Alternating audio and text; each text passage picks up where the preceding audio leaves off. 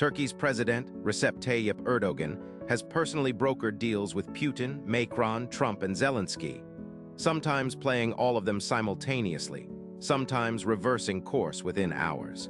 In February 2022, Turkey vetoed Finland and Sweden's NATO accession, only to approve Finland's bid 11 months later while keeping Sweden hostage for over a year.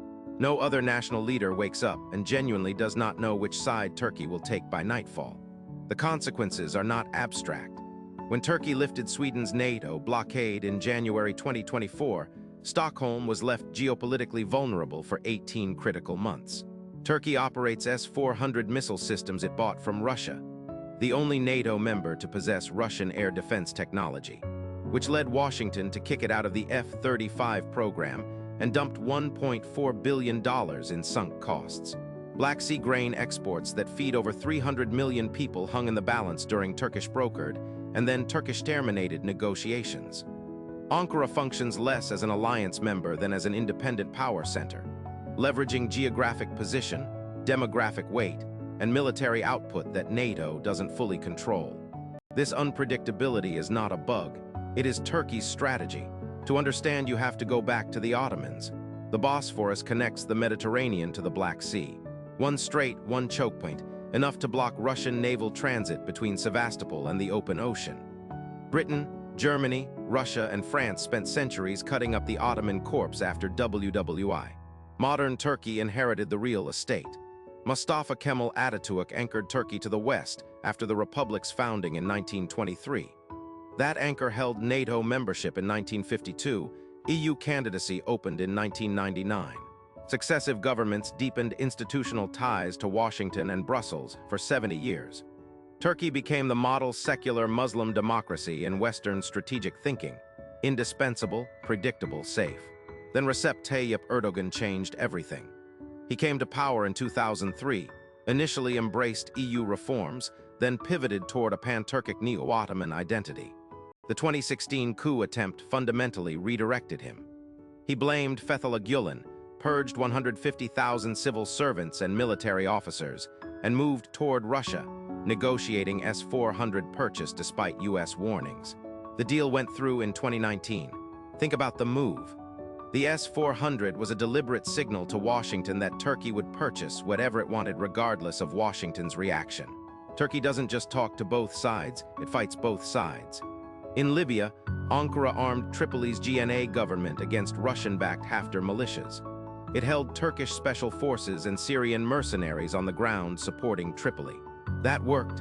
Then Turkey did the same in Nagorno-Karabakh, supplying Bayraktar drones that turned Azerbaijan's 2020 war against Armenia into the most significant Turkish military-shaped battlefield victory since the Ottomans. But in Syria, Turkey fought Russian forces to the brink of confrontation. In January 2020, 34 Turkish soldiers died in an airstrike attributed to Damascus and Moscow. Ankara retaliated with Operation Spring Shield. Turkish drones destroyed hundreds of Syrian regime armored vehicles. Russia blinked. Moscow and Ankara established a deconfliction line rather than escalate. That's not alliance behavior. That's independent power projection. In the Mediterranean, Turkey signed a maritime boundary deal with Libya in 2019 that sliced through Greek and Cypriot claimed eases. Athens sent warships. France dispatched a carrier group. Egypt and Israel formed an informal gas alliance to block Ankara's ambitions. Turkey was punching and being punched by NATO allies simultaneously. Underneath all of this is the economy. Turkey's lira has collapsed 75% against the dollar since Erdogan took office. Inflation hit 80% in 2022. The central bank ignored orthodox monetary policy because Erdogan believes high interest rates cause inflation, the opposite of every textbook. The policy destroyed savings, yet Erdogan won re-election. Why? Because Turks see through a different lens. His base sees a leader who defied the West, projected power across 4 theaters, and stood up to Washington and Moscow simultaneously, while the lira story doesn't translate domestically as foreign policy failure. And then there's the refugee card. 6 million Syrian refugees sit in Turkey. Ankara repeatedly threatens to open the gates, letting refugees flood into the EU to extract funding and political concessions. Brussels paid €6 billion in refugee support funding partly to prevent that flow. Turkey weaponizes migration against the EU the way it weaponizes the S-400 against NATO, holding both relationships hostage as leverage. So where does this leave us? Turkey is positioned to become the single most disruptive actor in any conflict that touches its interests, because neither Washington nor Moscow can reliably predict what it will do next. When Black Sea grain shipments needed a middleman, Erdogan stepped in, then pulled out.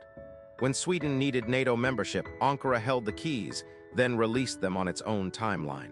The deeper truth is this: Turkey's unpredictability is not chaos.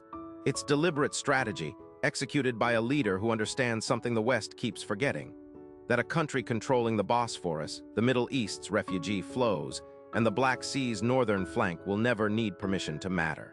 The West cannot count on Turkey as an ally. It can only hope Erdogan likes them enough on any given Tuesday. That is the most strategically unpredictable country on Earth, and its next move nobody can see coming.